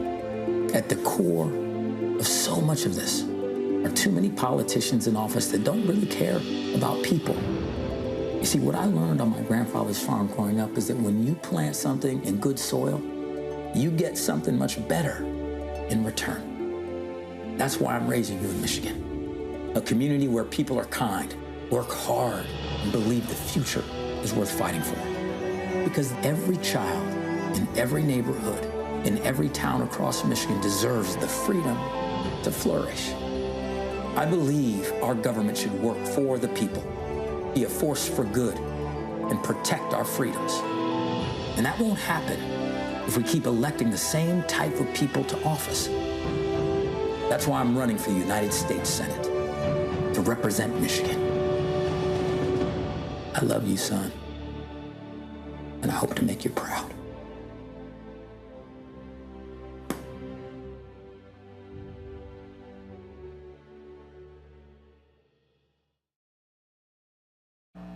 All right, Harper is running as a Democrat and is seeking to fill the seat that will be vacated by retiring Democratic Senator Debbie Stabenow. Now, Harper joins a primary field that already includes Michigan Representative Elisa Slotkin, who announced she'd be running in February. She is seen as a top contender.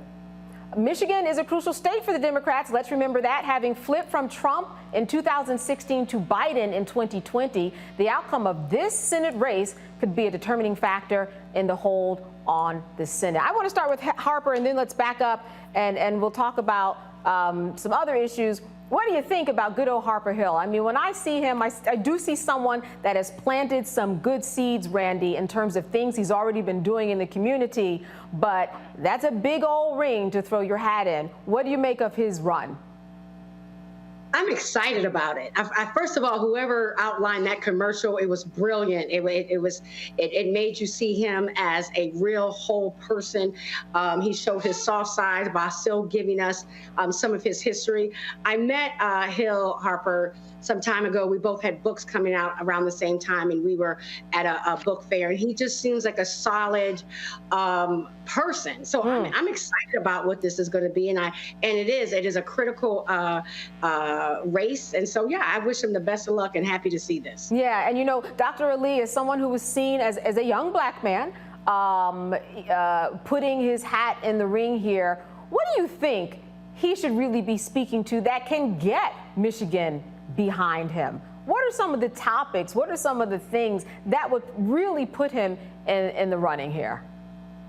Well, you know, it goes back to education, it goes back to jobs, it goes to healthcare.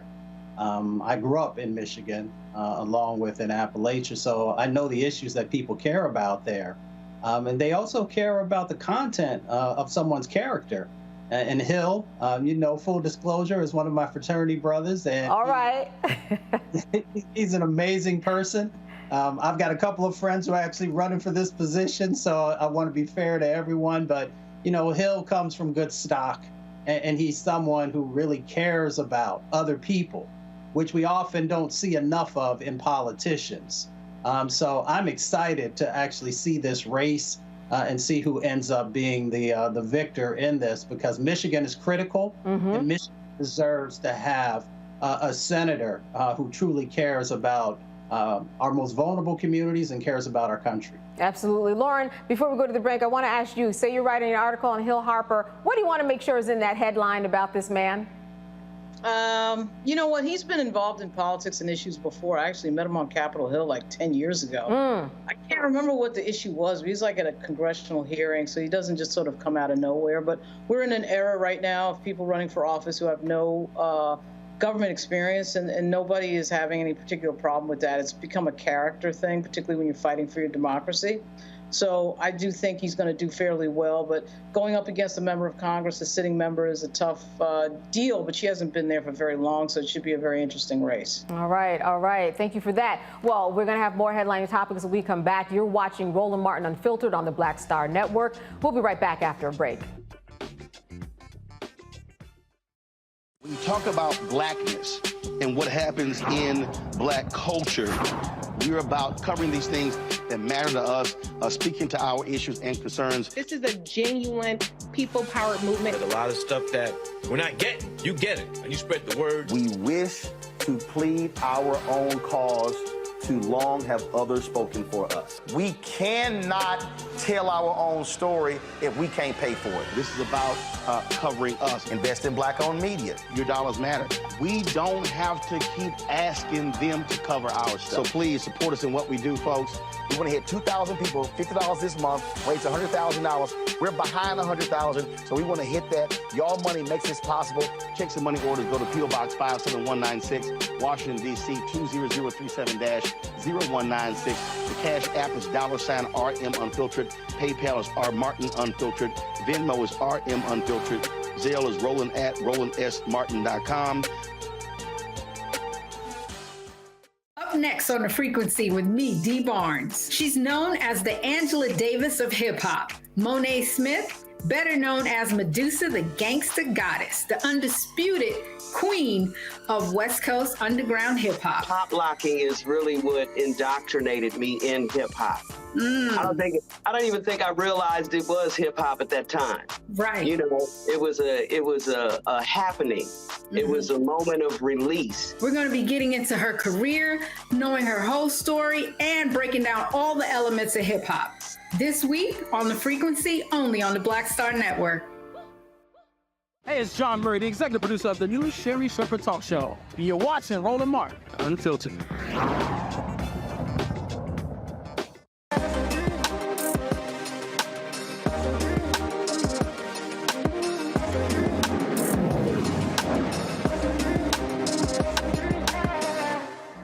All right, it's summertime, and we're either trying to maintain our summer bodies or tighten them up. One of those two normally will fall into where we are dealing with.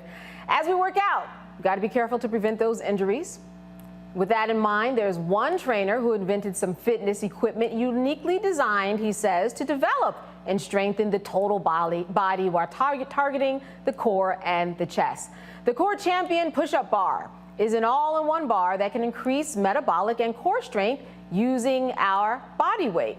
E. Earl Jenkins, he's a certified fitness specialist, and he is the Core Push-Up Bar inventor. He joins us from Columbus, New Jersey, my home state. It is so good to see you. How are you doing today?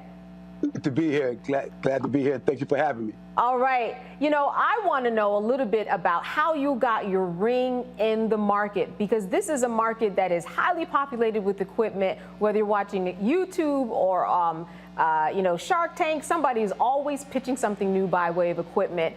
What does your equipment do? It pretty much allows a person to use the body to develop their core, their body weight, to develop their core, which is the plumb line of the body between the bottom or the legs and the upper body.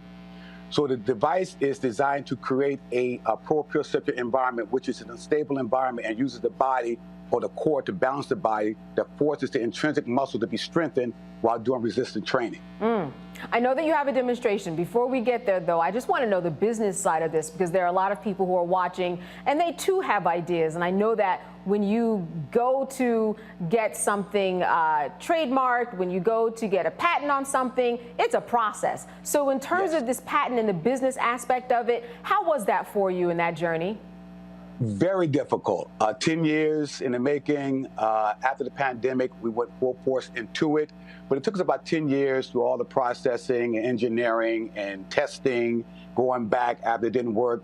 The fiberglass didn't hold within the nylon process. And so it took some time, but over about 5 years into it, we started seeing some light. All right. And so a lot of other people are watching this. If you have an idea, hopefully you will see some light too and be inspired. We are ready for this demonstration. Tell us what you're about to do and what we're going to see. Well, what I'm going to do is something that we created called Fit in 15, meaning that we're going to do a metabolic training, get the heart rate up, and do some resistance training, as well as a plyometric training that's going to help us get the body in a position where we can get a full workout in just 15 minutes. 15 minutes. A lot of people don't want to go to the gym because of time, but this design is to help you get a 15-minute workout in just 15 minutes. Just very quickly. All right. Let me see if I can get here. So 15 minutes, right? What we do is we go here, right? That's for the back. Boom. Anterior raises. You do that for a amount of seconds. Then you go to the curl. Then you go for the shoulders. And so is the weight on that, can that be changed? 12.5 pounds, 36 inches, 9 inches wide. They will hold up to 300 pounds of weight. So you're doing your push-ups, you're doing your squats on it. You can really get a good workout with it. And I want to close this out by saying this, that I understand that a lot of people, gyms, different places across the country, they have taken to this. They love it. Can you let us know if this is someone who is a beginner, or do we have to look like you? E. Jenkins, do we have to look like you? No, it's on all levels. You have different cycles, 1, 2, 3, 4 on our website, and it shows you on all different types of levels you can get fit. Everybody can use it. Kids, adults, sedentary people, workout folk who work out a lot. It's for everyone. All right. I love exploring new businesses that are out there. So I want to make sure that we go to our panel. If you have any questions that even have to do with the business side or what this is he is actually physically doing, I want to start with you, with Dr. Ali. A question for E. Jenkins. Yeah, Brother Jenkins, congratulations. What inspired you on your fitness journey? A lot of people want to know that. Well, I've worked out all my life. You know, I'm 60 now. I've been working out since high school. And I wrestled in high school. I'm a black belt karate expert. And I do different types of exercise. And I've always been a part of fitness in my life. Fitness has always been a part of my life. But after the pandemic, I really got really heavy into it, because I noticed even in the Episcopacy or the church, a lot of people were prayed up, but they were dying because of a lack of fitness, a lack of education. So that really pumped me. After 10 years taking that break during that time, after the pandemic, I really jumped into it and really finished it out, because a lot of our people were dying because of a lack of education when it comes to physicality. Spiritually, good, but physicality, no. They were losing it. So it inspired me to really get involved. A lot of stuff happened during the pandemic. How about that? Lauren, I want to go to you. Great idea. Really great idea. Does that come with a case? I just wonder, it's coming with a case because it looks like something to be very easy to travel with. Yes, it does come with a case. It comes with bands for more resistance. For those of you that want to develop what they call hypertrophy, more muscle instead of just getting air intake up stronger. So it comes with resistant bands up to 50 pounds, 10 pounds up to 50 pounds. But it also has a case and some other devices that come with it. Very nice. Yeah, indeed. Randy. Well, congratulations. This looks fantastic. I was wondering, you mentioned a website. So there's a place that we could go and see which exercises to do? Yes. Because I'm the type of person you need to babysit me a little bit. So there's right. I can go and follow along. Yes. CoreChampion.com. CoreChampion.com. Fantastic. All right. And how much does this run? This $169 at the moment. Okay. And it's the special edition because we have the hand grip. We have another edition coming out, but this one has this hand grip. The other bar won't have the grip. You will have to purchase the grip. But this one comes with the grip. We have a few left, so get it now. All right. I love a before and after. So I want to ask you about the people that you've worked with and what you have seen their journey come out to in terms of, is this something that's going to help you lose 10 pounds in a month, or do you have different types of threshold that you use in order to explain this? In all honesty, I tried it on myself first. And I do understand that some people have different body types, but overall, if you apply 15 minutes worth of workout a day with this, I was at 225, I'm 214 now, at a body percent of 13% body fat when I was 90%. And I did this for 30 days, consistently every day for 15 minutes, and it works. And I'm 60.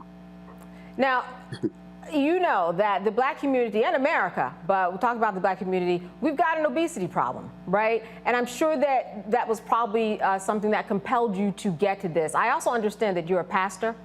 Yes, ma'am. All right, so look, got to add a little Jesus too, that doesn't hurt, right? But when you look at your community, when you look at your congregation, what is it that spoke to you also that I'm sure motivated you to create this? Because so many people are overweight. That's the society that we live in. Mm-hmm. Too many people were dying. I was burying too many people from a lack of understanding. And I recognized that over the years, I helped build the spiritual body, or the body of Christ. And so in this season, I decided to build the physicality where Christ lives, the body itself.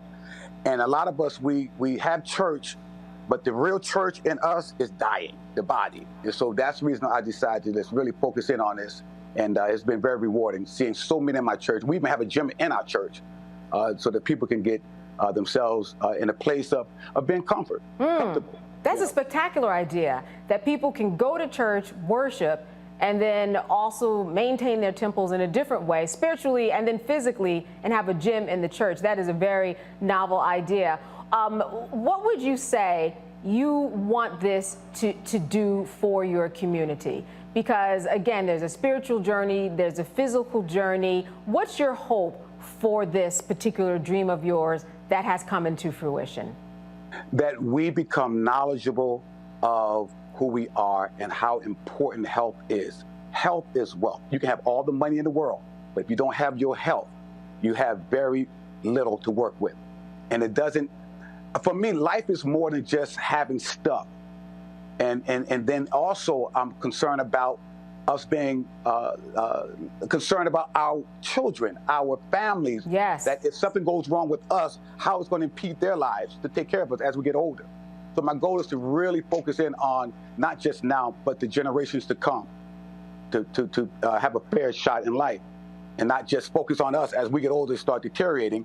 You know, we can sustain even more as we get older. All right, we've been them as they get older. We've been talking about that theme all throughout this show in terms of teaching them young so that they teach the next generations after us, and it continues and it continues. I want to thank you quickly, your website again, and you said this was $169. What's that website? CoreChampion.com. All right, CoreChampion.com. I thank you so much. Thank you so much for sharing your business journey. All right. I also want to thank our guests today. We've got Dr. Ali and Lauren and Randy. Always good talking with you. I'm Candace Kelly, and I want to thank Roland for allowing me to sit in. It's been a good time these 2 days, and I hope that you guys have a wonderful evening. You've been watching Roland Martin Unfiltered. See you next time. Holla!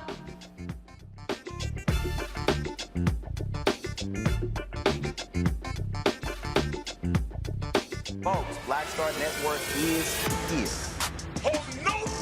I'm real revolutionary right now. Support this man, Black Media. He makes sure that our stories are told. Thank you for being the voice of Black America, Roland. Stay black. I love y'all. All momentum we have now, we have to keep this going. The video looks phenomenal. See, there's a difference between Black Star Network and Black-owned media and something like CNN. You can't be Black-owned media and be scared. It's time to be smart. Bring your eyeballs home. You dig? Pull up a chair, take your seat. The Black Tape with me, Dr. Greg Carr, here on the Black Star Network. Every week, we'll take a deeper dive into the world we're living in. Join the conversation only on the Black Star Network. Hi, I'm Dr. Jackie Hood Martin, and I have a question for you. Ever feel as if your life is teetering and the weight and pressure of the world is consistently on your shoulders? Well, let me tell you, living a balanced life isn't easy. Join me each Tuesday on Black Star Network for a Balanced Life with Dr. Jackie. We're all impacted by the culture, whether we know it or not. From politics to music and entertainment, it's a huge part of our lives, and we're going to talk about it every day right here on The Culture with me, Faraji Muhammad, only on the Black Star Network. I'm Deborah Owens, America's Wealth Coach, and my new show, Get Wealthy, focuses on the things that your financial advisor and bank isn't telling you, but you absolutely need to know. So watch Get Wealthy on the Black Star Network.